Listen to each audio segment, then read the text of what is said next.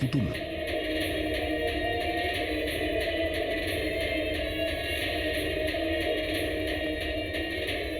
দেখি একটু, এতে কোনো মেকানিজম করা নেই তো? স্যার আমি আপনাকে বলছি তো, এরা কথা বলে না। স্যার নিশ্চয়ই সাদুলের আত্মা এসে এদের কথা বলায়। ভেতরে কোনো মেকানিজম কিন্তু কোনো স্পিকার তো নেই যার থেকে আওয়াজ আসবে। স্যার, উনি কিন্তু ঠিক কথাই বলছেন। না তো কোনো মেকানিজম আছে, না কোনো স্পিকার। কিন্তু তাহলে এই পুতুলগুলো কথা বলে কি করে?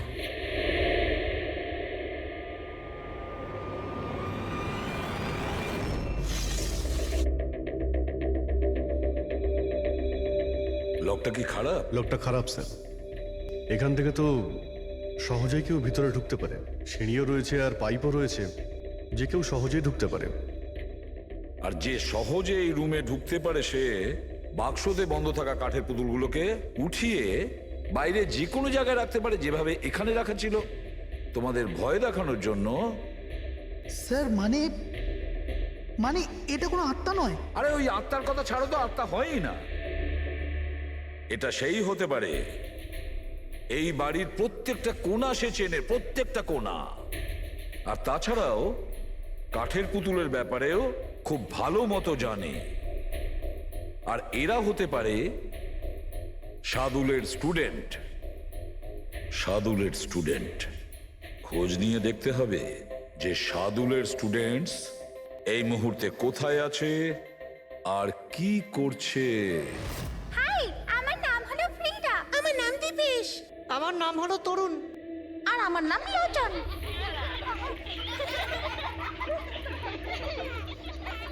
আজ আমি তোমাদের একটা দারুণ গল্প শোনাতে চলেছি। না, সবসময় কেন তুমি শোনাবে গল্প? আরে তুই তো আপত্তি কিসের? হ্যাঁ হ্যাঁ ফ্রিডা, তোমার সবসময় ভালো রোল প্রয়োজন পড়ে। হ্যাঁ দীপেশ, তুমি একদম ঠিক বলেছ।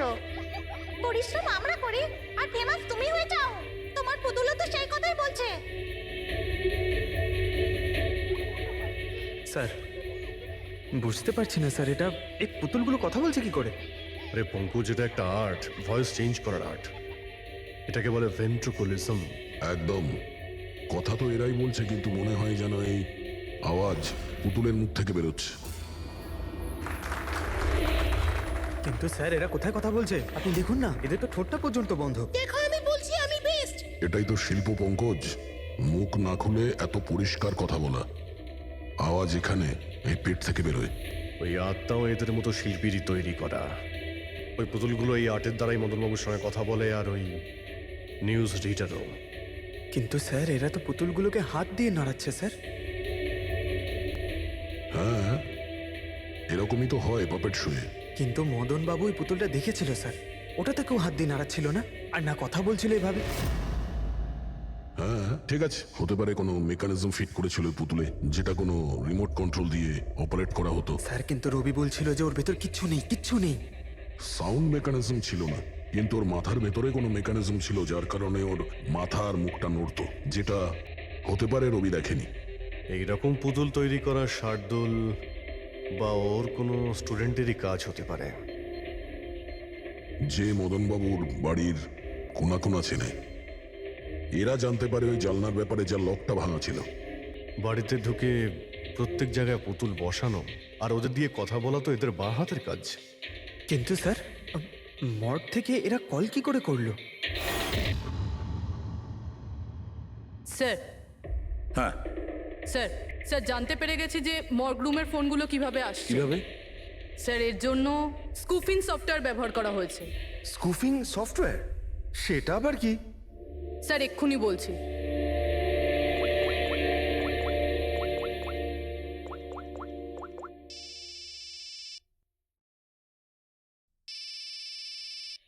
কি যন্ত্রণা! আমার ওয়াইফকে এখনই ফোন করতে হলো। হ্যাঁ স্যার, আমি কারেন্টের বিলটা দিতে না আবার ভুলে গেছি। মনে হয় লাইনটা কেটে দিয়ে গেছে। আমাকে বকবে বলেই ফোনটা করেছে। ফোনটা তোলা ঠিক হবে? ধরো, যাও তাড়াতাড়ি কথা বলে নাও। হ্যালো, হ্যাঁ, আমি বাড়ি ফেরার সময় কারেন্টের বিলটা দিয়ে বাড়ি যাবো। Ready sir. এইবার কারেন্ট কেটেই যাবে। আরে পুরবি তুমি ফোন করেছিলে? কিন্তু এটা তো আমার ওয়াইফের ফোন নাম্বার।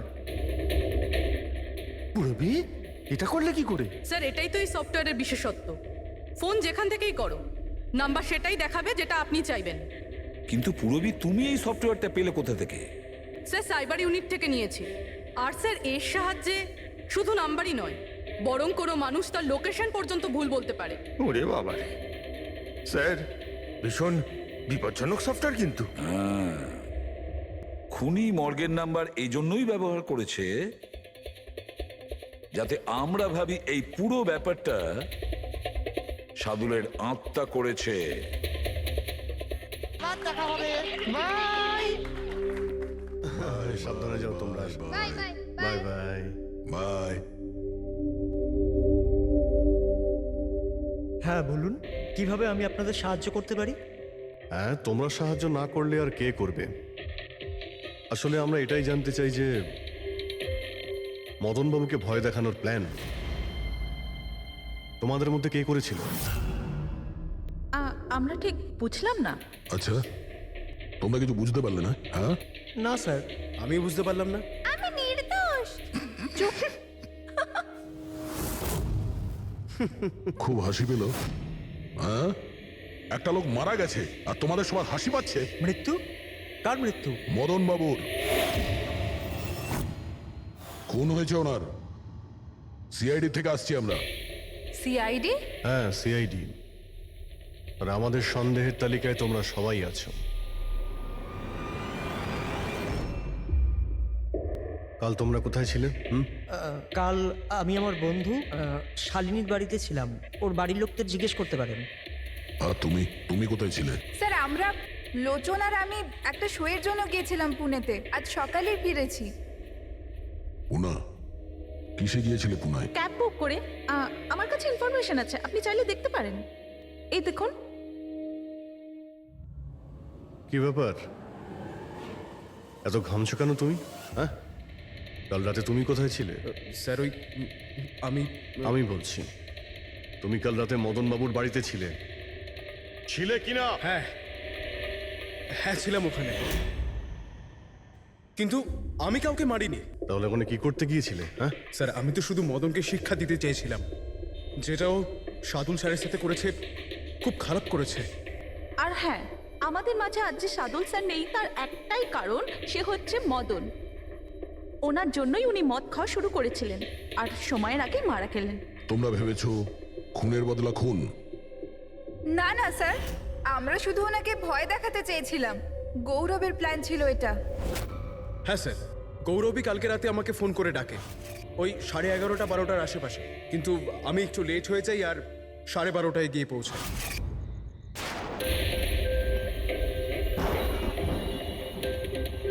আজ তো এমনিতেই অনেক লেট হয়ে গেছি, মেরেই ফেলবে গৌরব আমাকে।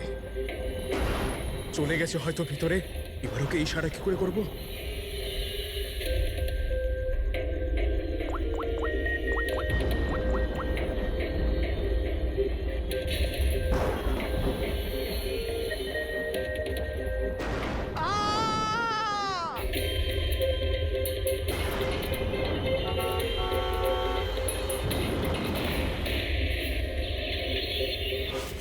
গন্ডগোল তো করেই ফেলেছ, মদনবাবুর খুন হয়ে গেছে। স্যার আমার এই খুনের সাথে কোনো রকম সম্পর্ক নেই। আর গৌরবের? স্যার এটা তো গৌরবই বলতে পারবে, তাই না? ঠিক আছে, গৌরবকে ডাকো। কোথায় ও? গৌরব তো এখন গোয়াতে আছে। গোয়া? গোয়াতে কেন? স্যার এটা জানি না। ওকে কিন্তু বাঁচানোর চেষ্টা করবে না, নাহলে তুমি ফেসে যাবে, বুঝেছো? না স্যার, এরকম ব্যাপার নয়। কালকে রাতে যখন ওকে আমি ফোন করি তখন ওর ফোন বন্ধ ছিল। আজকে সকালে মেসেজ আসে আমার কাছে। মেসেজ দেখাও তো। স্যার কাল রাত্রে যেটা হয়েছিল সেটা হওয়ার কথা নয়। আমি গোয়া পৌঁছে গেছি কিছুদিন গা ঢাকা দেওয়ার জন্য। কিন্তু এ গোয়াতে কখন পৌঁছলো আর কিভাবে? যখন আমরা ক্রাইম সিনে পৌঁছেছিলাম তখন তো ও ওখানে ছিল না। হ্যাঁ, যদি আমরা এটাও ভেবে নিই যে যখন আমরা ওখানে পৌঁছলাম তার ঠিক আগে ও ওখান থেকে বেরিয়ে গেছে, তাহলে ও গোয়া কি করে পৌঁছবে? খুন হয়েছিল রাত 1টার সময়, আর তারপরে আমরা ওখানে পৌঁছেছি। ফ্লাইট নেই গোয়া যাওয়ার জন্য। স্যার হতে পারে ফ্লাইটে না গিয়ে বাসে বা গাড়ি করে গেছে হয়তো। না পঙ্কজ, ড্রাইভ করে গোয়া পৌঁছতে মিনিমাম 12 ঘন্টা লাগে, আর এই মেসেজটা এসছে সকাল 9টার সময়। মানে গোয়া পৌঁছানোর আগেই ও মেসেজ করে দিয়েছে যে ও গোয়া পৌঁছে গেছে। পঙ্কজ, খোঁজ নিয়ে দেখো যে গৌরবের ফোনের লাস্ট লোকেশন কোথায় দেখাচ্ছে। তুমি গৌরবের নাম্বারটা দাও। আচ্ছা ঠিক আছে, থ্যাংক ইউ স্যার। স্যার গৌরবের শেষ লোকেশন ছিল ওই মদনবাবুর বাড়ি, আর কাল রাত 11:30টার সময় ওর মোবাইল বন্ধ হয়েছে। 11:30। Hello, thank you sir. Gaurav নামের কোনো ব্যক্তি গোয়ার কোনো ফ্লাইটেই ছিল না, না আজকে সকালে না কাল রাতে। আর তাছাড়া স্যার, একে কোনো এয়ারপোর্টে সিসিটিভি ফুটেজেই দেখা যায়নি। মানে আমাদের সন্দেহ একদম ঠিক, গৌরব এখানেই আছে। তাহলে ও বা অন্য কেউ ওর ফোন থেকে এই মেসেজটা পাঠিয়েছে যে ও গোয়া চলে গেছে। কিন্তু স্যার কেউ এরকমটা করবে কেন? সেটা তো আমি জানি না ফ্রেডি, কিন্তু একটা কথা আমি বুঝতে পারছি না, গৌরব তো চাইলে যে কোনো সময় মদনবাবুকে মারতে পারতো। এসব নাটক করার কি প্রয়োজন ছিল?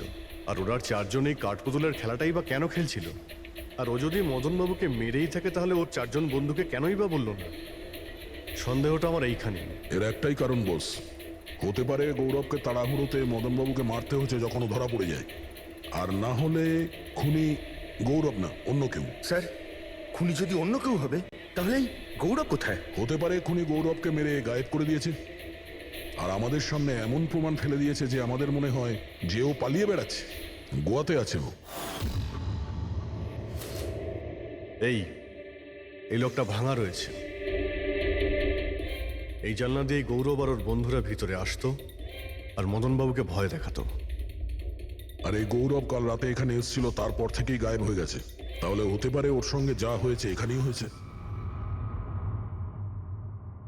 কিন্তু ওর সাথে যদি এখানে কিছু হয়ে থাকে তাহলে কিছু না কিছু তো ট্রেসেস পাওয়া উচিত। তাহলে একবার টেস্ট করে দেখা যাক। রবি,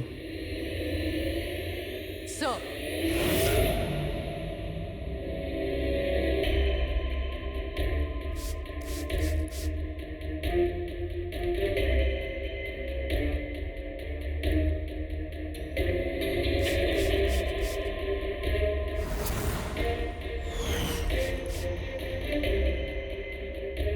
স্যার আপনার সন্দেহ ঠিক ছিল, এখানে তো রক্ত রয়েছে। ও যখন এই দরজা দিয়ে বাইরে বের হয়েছিল তখনই ওর উপরে কেউ আক্রমণ করে। স্যার এদিকে তো কোনো চিহ্নই নেই। ওদিকটা দেখো। এই যে স্যার, ওখানেও দেখো।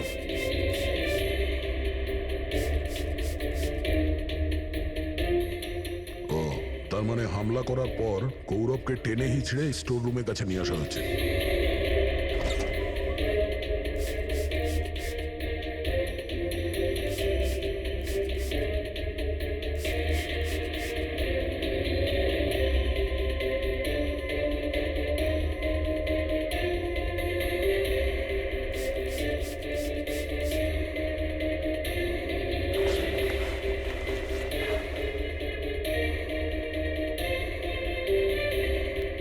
রক্তের দাগ তো এতটা অবধি রয়েছে, তার মানে গৌরবকে এখানেই।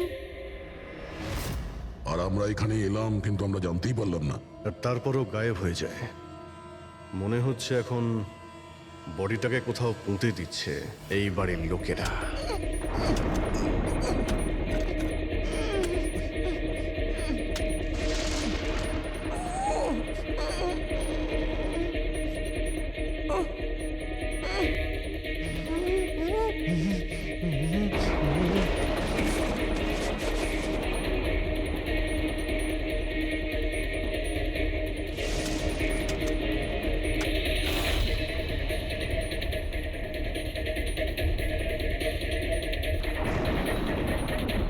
সিআইডি?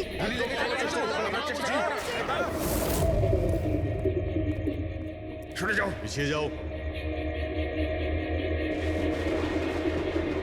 স্যার হ্যাঁ, জীবিত আছে। তাড়াতাড়ি হসপিটালে নিয়ে যাও। তোমরা কবর দিতে চাইছিল ওকে? হ্যাঁ, কিন্তু আপনি কি করে জানলেন আমরা এখানে? আজকাল মোবাইলের মাধ্যমে আমরা অপরাধীকে ধরে ফেলি।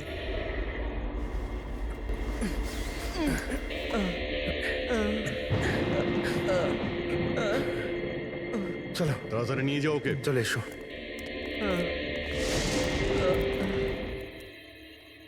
ওই স্বার্থপর আর লোভী মানুষটার মরে যাওয়াই ঠিক ছিল। পঙ্কজদা মারা যাওয়ার পর মদনদা নিজেই সব প্রপার্টি দখল করতে চেয়েছিল। আমরা কি পেতাম? লবণঙ্গা। আমরা এই প্ল্যানটা তখন বানালাম যখন বাড়িতেও ওই কাঠপুতুলের ঘটনাগুলো ঘটছিল। আমরা জানতাম স্যার কোনো আত্মা টাত্মার চক্কর নয়। এই জন্যই আমরা এক রাত জাগলাম যাতে এই পুতুলটার রহস্যের পর্দা খুলতে পারি। আর তারপরে তোমরা গৌরবকে ধরে ফেলো। হ্যাঁ,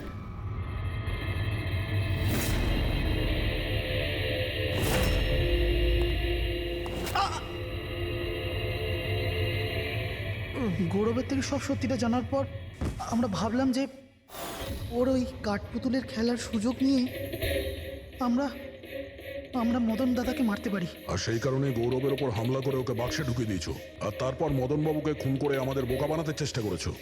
আর এটা দেখাতে চেয়েছিলে যে খুন পুতুল করেছে। হ্যাঁ, আমরা জানতাম যে সিআইডি কখনোই আত্মাদের গল্প আর পুতুলদের খেলার উপর বিশ্বাস করবে না।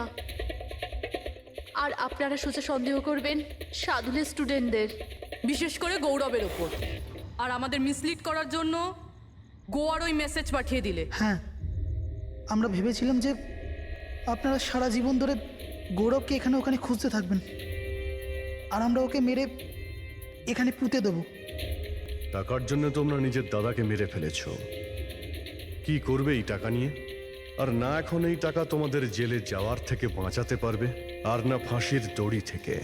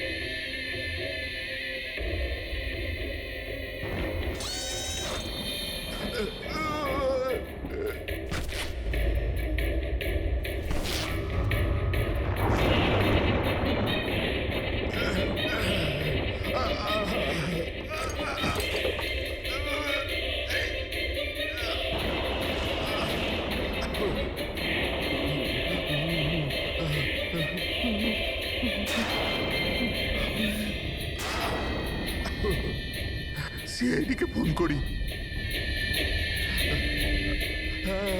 হ্যাঁ, আপনি বলুন। হ্যালো, মদনবাবু বলুন। মদনবাবু, কি হলো?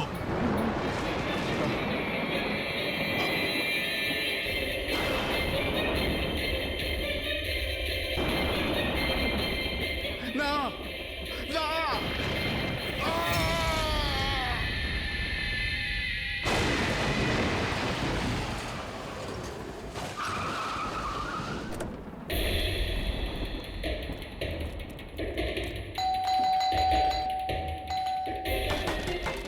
মদনবাবু,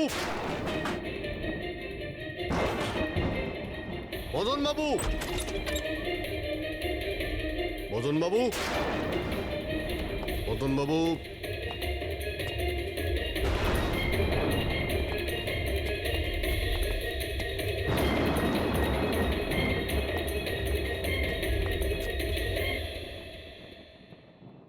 দয়া,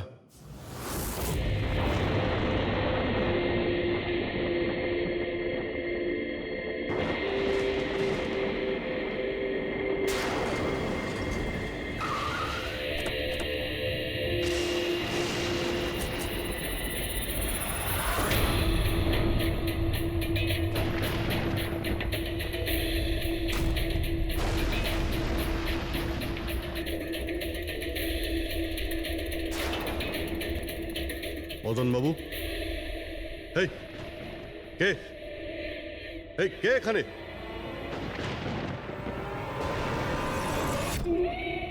এটা কি?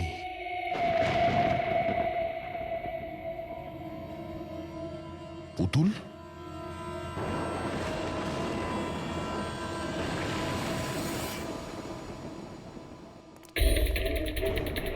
অভিজিৎ,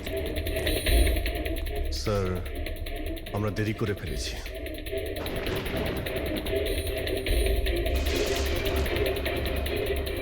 মাই গড,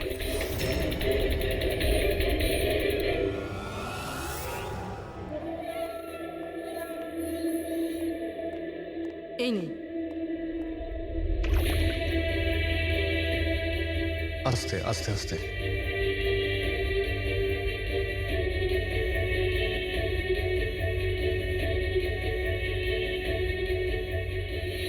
মদন বাবু, আপনি ঠিক আছেন তো? কেন, কি হয়েছে আপনার? কেউ আছে যে আমাকে প্রাণে মারতে চায়? কে? ও আমার আশেপাশেই আছে, আমাকে কখনো একলা ছাড়ে না। হয়তো এখনো আমাকে দেখছে, শুনছে। দেখুন মদন বাবু, একদম চিন্তা করবেন না, আপনার কিচ্ছু হবে না, আমরা আছি না? মদন বাবু, আপনি কার কথা বলছেন? কে কে আপনাকে বিরক্ত করছে? পুতুল, কাঠের পুতুল। কাঠের পুতুল? হ্যাঁ। না মানে ওটা ওরকম নয়, যারা কথা বলতে পারে না, অন্যের ইশারায় নাচে। এই কাঠপুতুলগুলো কথা বলে, কথা বলতে পারে, নিজেরা চলে চলে ফিরে বেড়ায়।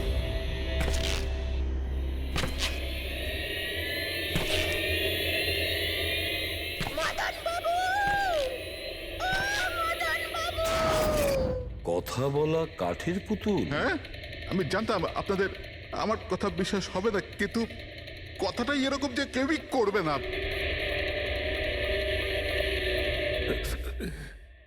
স্যার, আপনি এরকম কোনো পুতুলের ব্যাপারে শুনেছেন কখনো? না। জানেন কিছুদিন আগে আমার সাথে কি হয়েছিল? ওই দিন আমার জন্মদিন ছিল, ঘরের বেল বাজলো, তো আমি ভাবলাম যে আমার বন্ধুরা আমার সঙ্গে দেখা করতে এসেছে।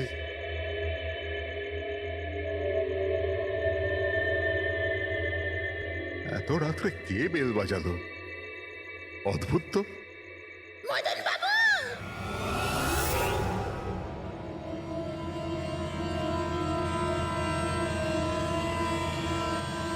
কে?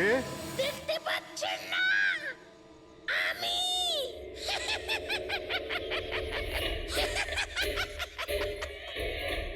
আরে আমি। এত অবাক হওয়ার প্রয়োজন নেই। জানেন কি এখানে আমি কেন এসেছি? কেন? তোমার প্রাণ নিতে।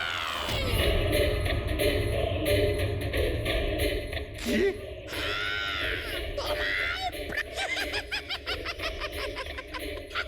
রবি, কবিতা, তাড়াতাড়ি এদিকে আসো। কি হয়েছে দাদা? কে? এ পুতুলটা এটা বলছে যে এ আমার প্রাণ নিয়ে নেবে। কি? হ্যাঁ দাদা, এটা একটা নির্জীব পুতুল। হ্যাঁ, ওটাই তো। তো এটা আপনার প্রাণ কি করে নেবে? দাদা, তুমি আমাদের সাথে মজা করছো? হ্যাঁ, না, তোমরা কি বলছো? রবি, আমি এরকম অদ্ভুত মজা কেন করব, তাও আজকের দিনে? আরে আমি নিজে শুনেছি যে ও বললো যে ও মেরে ফেলবে এক আমাকে। মিনিট, আমি দেখছি। কি? আস্তে আস্তে রবি। শান্ত হন।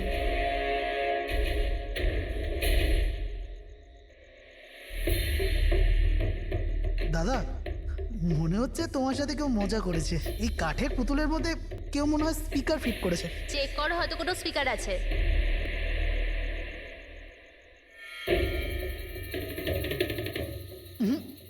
না, এখানে তো কিছু নেই। এখন কোথায় ওই পুতুলটা? কি করে থাকবে?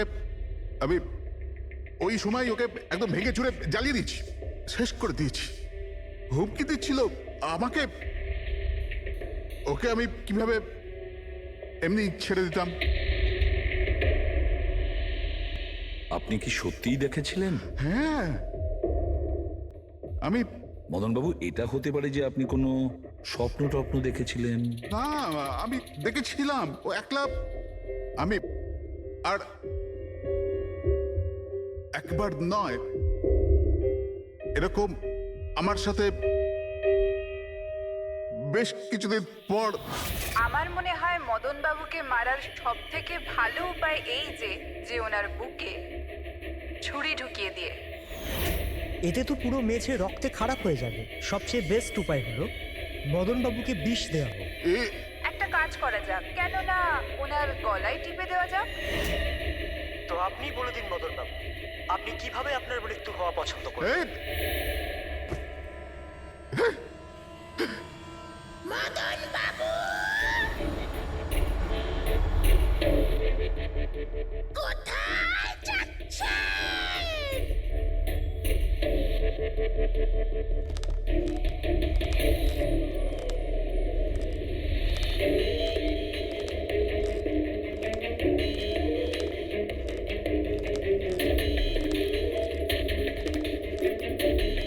তো বলুন মদন বাবু।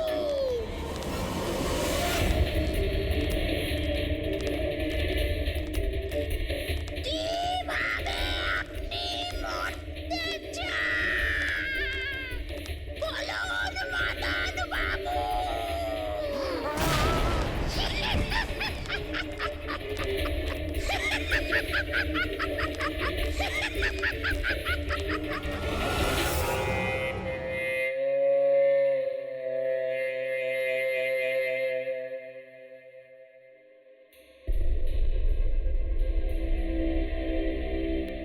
সত্যি মদনবাবুর প্রাণ সত্যিই সংশয় ছিল। উনি সত্যিই বলছিলেন, কোনো ভ্রম ছিল না। এর মানে স্যার, মদন বাবুর খুন এই পুতুলটা করেছে? কি যে বাজে কথা বলো না। পুতুল আবার খুন করতে পারে নাকি? তাহলে স্যার খুনটা করলো কে? সেই ফেডরিক, যে কাঠের পুতুলের খেলাটা ভালো করে জানে। যখন আমরা এখানে এসেছিলাম তখন এই পুতুলটার হাতে এই ছুরি ছিল। সমস্ত প্রমাণ তো এর দিকেই আঙুল তুলছে। তাহলে খুন এই করেছে। দাদা, দাদা, প্লিজ প্লিজ, দাদা। স্যার, এই পুতুলটা খুন করেনি। এক মিনিট, আপনারা কে?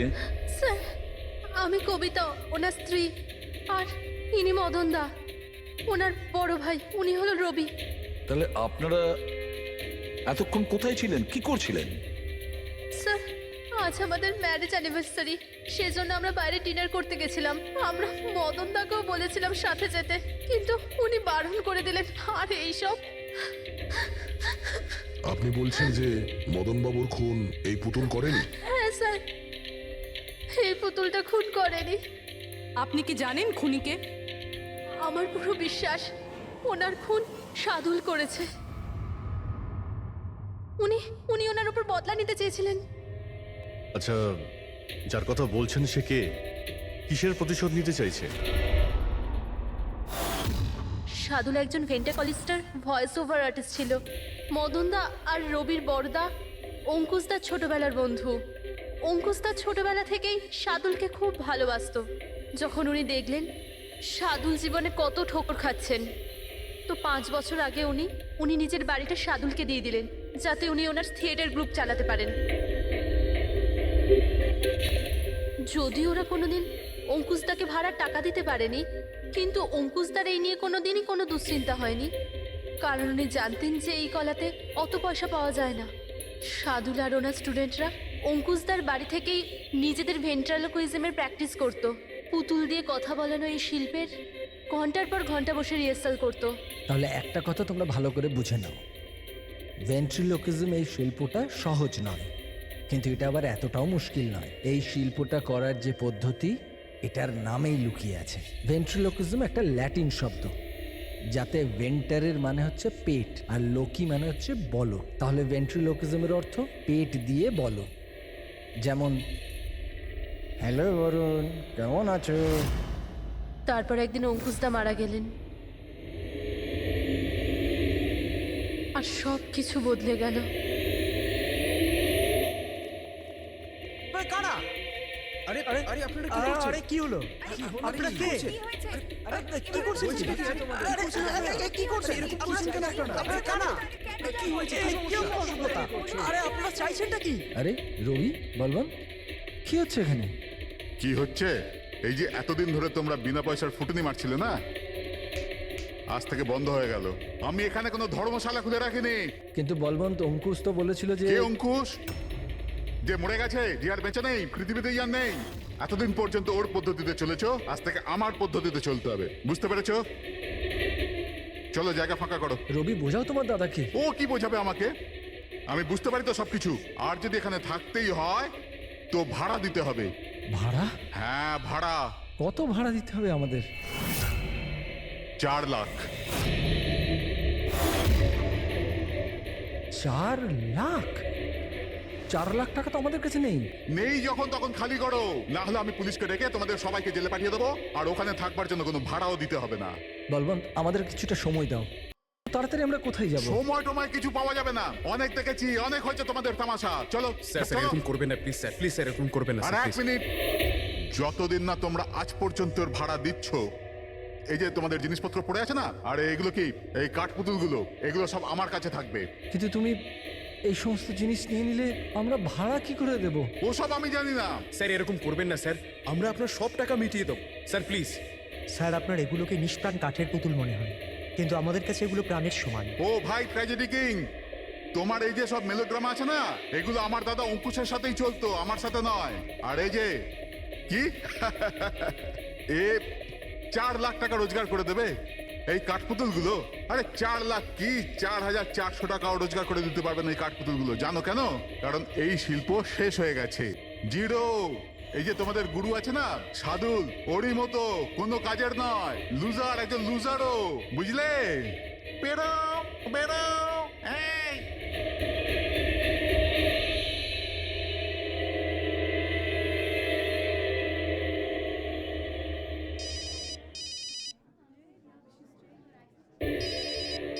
এও না। কে দাদা? আবার কে? সাদুল বারবার আমাকে এভাবে ফোন করে হুমকি দিচ্ছে। আমি দেখছি। হ্যালো। আমি আসছি তোকে মারতে, এবার তোর জীবন কিছুদিনের অতিথি মাত্র। হ্যালো দাদা, আমার মনে হয় আমাদের পুলিশ স্টেশনে যাওয়া উচিত। পুলিশ ডিপার্টমেন্টে আমি একজনকে চিনি, হয়তো ও আমাদের সাহায্য করতে পারে। হ্যাঁ দাদা, আমি এটুকু বিশ্বাস করতে পারিনি যে এই সাদুল এত বড় পাগল হবে। আমাদের পুলিশের কাছে যাওয়া উচিত। কোনো লাভ নেই, এই সাদুল নিজের মোবাইল থেকে ফোন করছে না, কোনো ল্যান্ডলাইন নাম্বার থেকে করছে। Landline number? আমি খোঁজ নিচ্ছি নাম্বারটা কোথাকার। কি? এটা কি বলছো তুমি? হ্যাঁ ঠিক বলছি, এই নাম্বার এই হসপিটালের মর্গ রুমের। সাদুল আমাকে হসপিটালের মর্গের রুম থেকে কেন ফোন করবে? এই নাম্বার থেকে এনাদের কাছে ফোনে হুমকি দিচ্ছে, কাল রাত আর আজ সকালেও দিয়েছে, টানা 3 দিন ধরে আসছে। কে করছে এই কল? স্যার এই ফোন দিয়ে কারোরই ফোন করবার কোনো অনুমতি নেই। আমি সারাদিন এখানেই থাকি, এই ফোন থেকে কেউ কোনো ফোন করেনি। তাহলে তুমি নিশ্চয়ই কল করেছো? স্যার আমি কেন ফোন করব? আমি তো আপনাদের চিনিও না। হ্যাঁ হতে পারে তুমি সাদুলের কথা করেছো। কি নাম বললেন আপনি? সাদুল। সাদুল? এই যে এ হলো সাদুল, চেনো তুমি একে? এ আপনাদের কি করে কল করবে? কেন করতে পারবে না কল?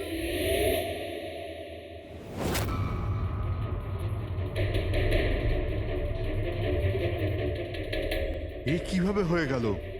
সাদুল 3 দিন আগে ইনি মারা গেছেন, তাহলে ইনি ফোন কি করে করবেন? কিন্তু এর মৃত্যু হলো কিভাবে? ইনি ড্রিঙ্ক করেছিলেন, একটা গাড়ি এনাকে উড়িয়ে দিয়ে চলে গেছে, ওখানেই ওনার মৃত্যু হয়।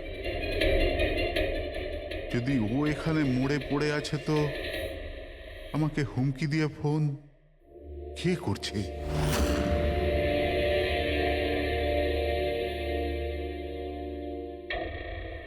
স্যার হ্যাঁ, পুলিশের রেকর্ড অনুযায়ী তো এই সবকটা কল মর্গের ল্যান্ডলাইন থেকে এসেছিল।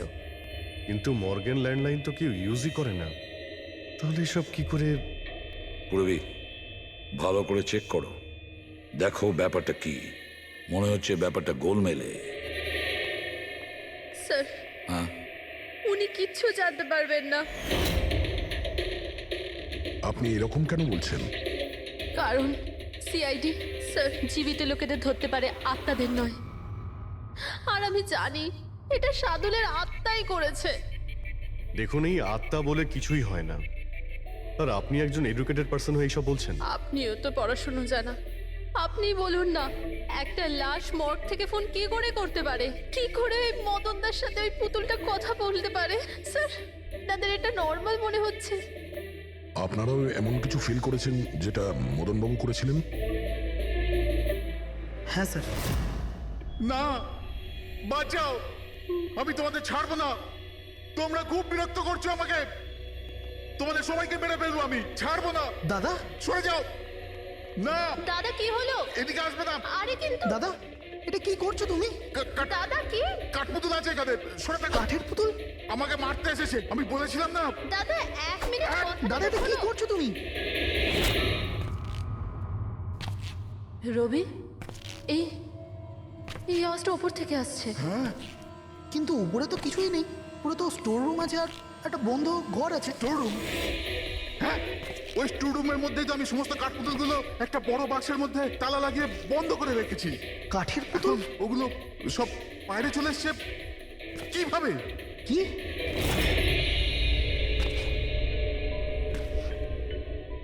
দাদা, তুমি তুমি ভয় পেও না, এসো উপরে এসো।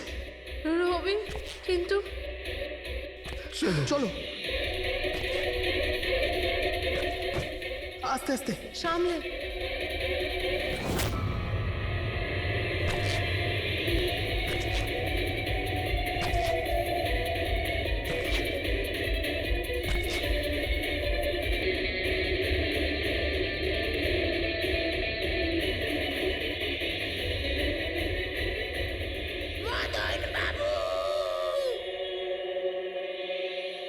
দাদা, আওয়াজ এই ঘর থেকে আসছে। হ্যাঁ, এসো।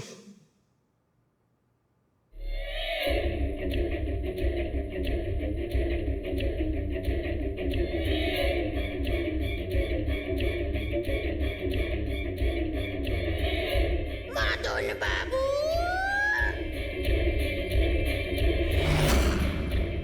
মদন বাবু, কেমন লাগলো আমার সাথে দেখা করে? ভাবলাম মারবার আগে একবার দেখা তো করে নি। আমি বুঝেছিলাম না, কথা বলে। স্যার, মদন দাদা সব পুতুলগুলোকে বাক্সে বন্দি করে রেখেছিল, কিন্তু কি করে জানি না এই পুতুলগুলো কোথা কোথা থেকে বেরিয়ে আসছিল। আমরা ওই বাক্সটাও দেখতে চাই, ওই রুমটাও যেখানে ওই তোমরা কাঠের পুতুলটা দেখেছিলে, সেটা কোথায়? স্যার, দুটো ঘরই উপরে স্যার। চলো দেখাও। আসুন স্যার।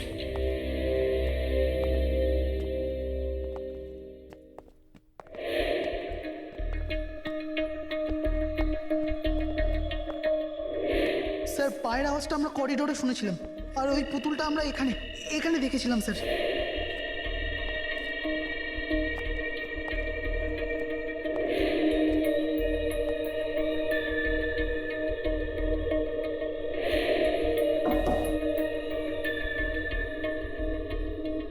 আচ্ছা, এটা বলুন যে এই রুমটা এত ফাঁকা কেন? স্যার, আমি ভেবেছিলাম কি এখানে ট্রেডমিল আর বাইসাইকেল রাখবো, একটু এক্সারসাইজ করব, কিন্তু সময় পাইনি।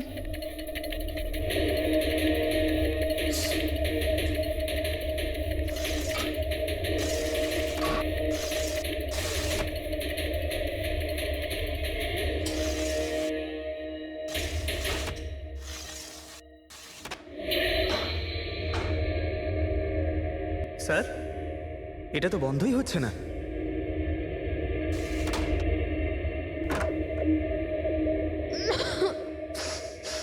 আসুন স্যার। স্যার এই ওই পেটিগুলো যেখানে পুতুলগুলো বন্ধ করা আছে। একটু লাইটটা অন করবেন? হ্যাঁ।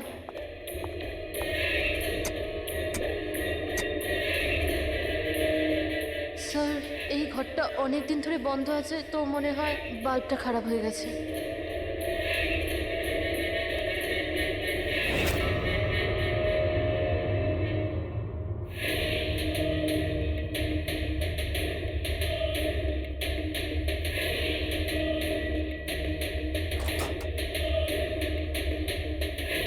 স্যার, প্রত্যেকটা বক্সে তালা লাগানো আছে।